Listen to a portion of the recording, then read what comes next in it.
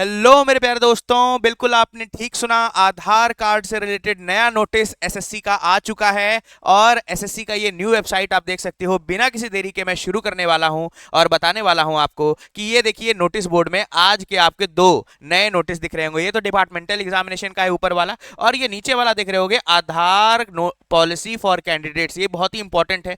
जैसे ही इसको ओपन करोगे आप, यहाँ पर एक नोटिस खुल के आ जाएगा जिसमें आधार कार्ड के रिलेटेड पॉलिसी यहाँ पर बताई गई है। स्टूडेंट्स और कैंडिडेट्स को कैसे चीजों को हैंडल करना है। जैसा कि अब यहाँ पर मैं बड़ा करूंगा और साफ साफ यहाँ पर आपको जो की पॉइंट्स हैं वो मैं बता देना चाहता हूँ। पहली बात तो बताया जा रहा है कि आधार कार्ड जो ऑप्शनल बेस्ड दिया गया है, कैंडिडेट्स को उसको चूज कर लेना चाहिए क्योंकि वो बहुत जगह पर हेल्प होने वाला है। जो इनमें जो क्रक्स बातें हैं और जो सबसे इंपॉर्टेंट बातें हैं कि जो रॉबस्ट फ्रेमवर्क बनाने के लिए एसएससी ने ये आधार ऑथेंटिकेशन वाला इसलिए दिया क्योंकि जो रॉबस्ट मैकेनिज्म है ये तैयार होगा और सभी बच्चों का जो स्क्राइब वगैरह भी आते थे ना, वो अब ज्यादा तरीके से फ्रॉर्जरी कम से कम होगा। ये जैसा कि आपको बताया था, एसएससी एक बहुत बड़े रिवॉल्यूशन से गुजर रही है और यहाँ पर एसएससी अपने बहुत सारे चीजों को अपडेट करना चाह रही है, अप टू डेट करना चाह रही है, जिससे स्कैम कम से कम हो। तो यहाँ पर क्या क्या मेन बातें हैं, क्या क्या आपको जाननी चाहिए, तो साफ साफ यहाँ पर मैं बताना चाहूंगा आपको। SSC shall offer Aadhaar authentication as an optional facility. ठीक है ना, ये ऑप्शनल फैसिलिटी देना चाहते हैं की स्टेजेस पर। लेकिन आधार अगर बेस्ड ओटीपी बच्चा चुनेगा तो कहां कहां पर उसका यूजेस होने वाला है और आधार कार्ड कितना मैंडेटरी है, आपको आधार कार्ड वाला ही ऑप्ट करना चाहिए, चूज करना चाहिए। ये मैं क्यों बताने वाला हूं, ध्यान से समझिएगा। पहले तो अगर आप आधार ओटीपी बेस्ड या ऑथेंटिकेशन चूज करते हैं तो ओटीआर के टाइम पर इसका इस्तेमाल होगा। फिर फेस ऑथेंटिकेशन करेंगे सबमिट एप्लीकेशन के टाइम पर, यहां पर इसका इस्तेमाल होगा।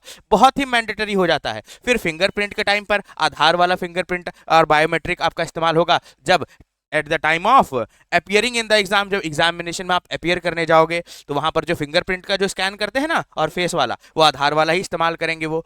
फिर उसके बाद जब पीएसटी, उसके बाद अगर मान लो फिजिकल होता है, जैसे जीडी एग्जामिनेशन का फिजिकल होगा, तो वहां पर भी मेडिकल एग्जामिनेशन में भी आधार कार्ड का ही रेफरेंस लिया जाएगा अलग अलग स्टेजेस में, डॉक्यूमेंट वेरिफिकेशन में। और फाइनल ज्वाइनिंग के टाइम पर भी आपका आधार बेस्ड जो ऑथेंटिकेशन होगा इस बार एसएससी के द्वारा, वही आपका सबसे इंपॉर्टेंट प्रमाण पत्र के रूप में जाहिर होने वाला है। अब ये सर आधार वाला ही क्यों चूज करना है, देखो पहली बात तो एसएससी ने बता दिया क्योंकि हम आधार वाला लोकली स्टोर नहीं करने वाले हैं। अब अगर जो बच्चा आधार कार्ड चूज करेगा, देखिए साफ साफ बोला गया है, candidates who opt for Aadhaar authentication will be subject to fewer procedural checks during the examination process। उनकी आइडेंटिटी क्योंकि कंफर्म्ड है तो उनको फ्यू चेक्स से गुजरना पड़ेगा। अगर वो एग्जामिनेशन होता है ना कि क्लोज टाइम पर, एंड एंड टाइम होता है ना एक एग्जामिनेशन को एंटर करने का, तो उस क्लोजिंग टाइम से अगर थोड़ा भी पहले आ जाते हैं ना, फिर क्लोजिंग टाइम पर एग्जैक्ट भी आते हैं तो उनको एंट्री मिल जाएगी। याद करिए, क्लोज हो जाने के बाद एंट्री नहीं मिली करती थी, लेकिन अब क्योंकि आधार ओटीपी से आपने रजिस्टर किया है तो मिनिमल चेक्स होंगे आपके, तो वहां पर आपको एंट्री मिल जाएगी। और जो इस साल बच्चा आधार बेस्ड वेरिफिकेशन नहीं कराएगा उसको 2 घंटे पहले जाना पड़ेगा। देखिए साफ साफ एसएससी ने बताया हुआ है, सच candidates will not be rejected solely, और उन कैंडिडेट्स को जो आधार कार्ड करवाए हुए हैं उनको रिजेक्ट नहीं किया जाएगा किसी भी डिस्क्रिपेंसीज या फोटो। हाँ, सबसे इंपॉर्टेंट बात ये भी होता था, फोटो रिजेक्ट हो गया, फॉर्म रिजेक्ट हो गया सर, सिग्नेचर रिजेक्ट हो गया, तो अब ये नहीं हुआ करेगा। सबसे पहला इंपॉर्टेंट बात, जो आपका फोटो रिजेक्ट हो जाता था, सिग्नेचर रिजेक्ट हो जाता था, ये अगर आप आधार बेस्ड ऑथेंटिकेशन करवा रहे हैं तो ये नहीं होगा आपके फॉर्म के साथ। चलिए, फिर उनको एंट्री मिल जाएगा एग्जामिनेशन वेन्यू में क्लोजर टू द गेट, है ना, जब क्लोज हो रहा होता, क्लोजिंग टाइम होता है, तो उससे पहले अगर जस्ट थोड़ा सा भी पहले पहुंचे हैं तो उनको एंट्री मिल जाएगी। क्यों एंट्री मिल जाएगी, क्योंकि वहां पर फिजिकल वेरिफिकेशन कम से कम होगा, मिनिमल हुआ करेगा, इसीलिए ये आधार बेस्ड ऑथेंटिकेशन आपके लिए बहुत ज्यादा जरूरी बन जा रहा है। और साफ साफ बोला है कि अगर जो कैंडिडेट्स नहीं चूज करेगा, Aadhaar must instead upload submitting documents, ये सारे डॉक्यूमेंट्स को सब जो आप लोग नॉर्मली करते थे, इन सभी डॉक्यूमेंट्स को सबमिट करिए। ठीक है दोस्त, फिर सबसे इंपॉर्टेंट बात क्या हो जाएगी, जो मैंने अभी बताया कि सच कैंडिडेट्स, देखिए यहां पर साफ साफ लिखा हुआ है, such candidates will be required to report at least 2 hours before the scheduled date closure time on the examination day. तो अब जो शेड्यूल टाइम क्लोजर जो दिया तो क्लोजिंग टाइम उससे 2 घंटे पहले आना पड़ेगा, अगर आधार बेस्ड ऑथेंटिकेशन तुमने नहीं चूज किया है तो बहुत जरूरी हो जाएगी। So it is necessary to allow sufficient time for thorough manual verification.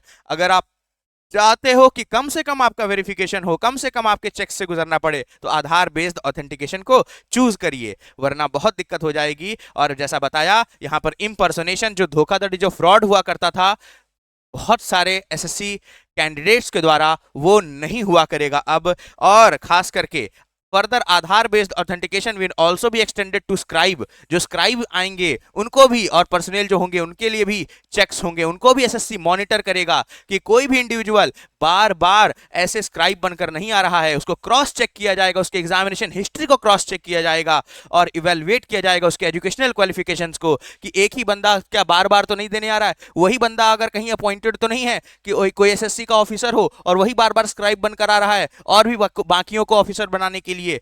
तो ऐसे सब चीजें चेक की जाएंगी अगर एक बार आधार बेस्ड ऑथेंटिकेशन हो जाएगा। तो बहुत अच्छा ये एसएससी के द्वारा पहल है, इससे ट्रांसपेरेंसी शो होगी, बहुत ही इंपॉर्टेंट है, और जवाबदेही, अकाउंटेबिलिटी बनेगी पूरे पार्टिसिपेंट्स पे एग्जामिनेशन प्रोसेस के जरिए। तो ये रहा हमारा आज का अपडेट दोस्तों।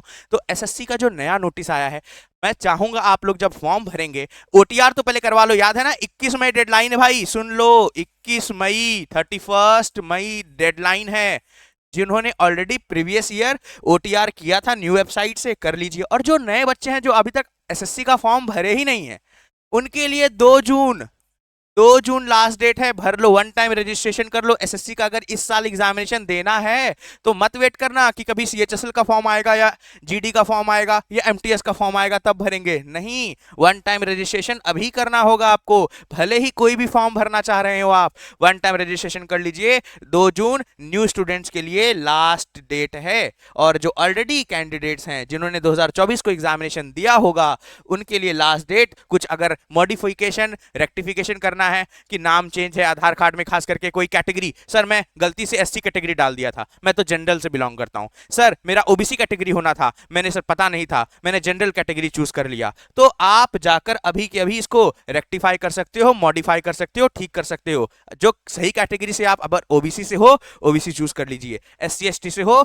तो वो चूज कर लीजिए, और अगर जनरल कैटेगरी से बिलोंग करते हैं तो जनरल को जाकर के चूज कर लीजिएगा। ठीक है, तो ये थी आज की जानकारी। ये वीडियो को ज्यादा से ज्यादा शेयर करिएगा। कैसी लगा वीडियो सभी लोग कमेंट करिएगा। और एसएससी का ये पहल क्या लगता है आने वाले एग्जामिनेशंस के लिए, ये गुड इनिशिएटिव है या बैड इनिशिएटिव है, कमेंट बॉक्स में जरूर करके बताइएगा अपना कमेंट। आपका कमेंट, आपके सारे व्यू पॉइंट्स मेरे लिए बहुत ही वैल्यूबल है। शुक्रिया, थैंक यू सो मच। जय हिंद, जय भारत दोस्तों।